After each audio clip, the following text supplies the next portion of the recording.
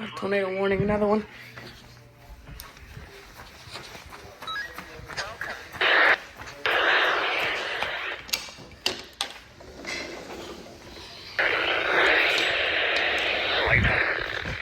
10:44 a.m. Eastern Daylight Time, a severe thunderstorm capable of producing a tornado was located over southeast Arcadia, or near Arcadia, moving northwest at 45 miles an hour. Hazard, tornado. Source, radar indicated rotation. Impact, flying debris will be dangerous to those caught without shelter. Mobile homes will be damaged or destroyed. Damage to roofs, windows, and vehicles will occur. Tree damage is likely.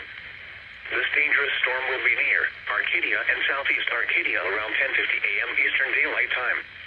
And around 11:05 a.m. Eastern Daylight Time.